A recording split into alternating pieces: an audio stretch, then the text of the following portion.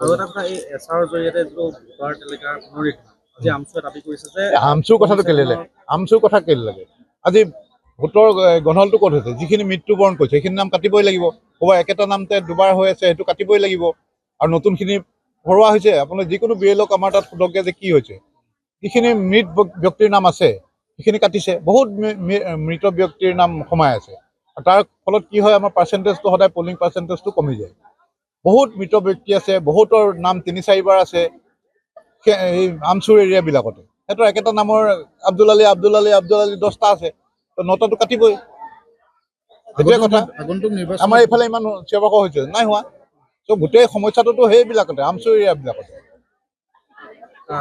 ৰাজনৈতিক কথা এটা সুধিব বিচাৰোঁ যে ৰজদিনাত কি নাজানো মই এইবিলাক বেলেগ সমষ্টিৰ কথা সেইবিলাক ক'ব নোৱাৰো। নিৰ্বাচন হ'লে আপোনাৰ প্ৰস্তুতি কেনেদৰে? মোৰ একো প্ৰস্তুতি নাথাকে নিৰ্বাচন বুলি বেলেগকে। মই যেনেকৈ থাকোঁ তেনেকেই থাকোঁ। নিৰ্বাচন আহিলে হ'ব। ঠিক আছে।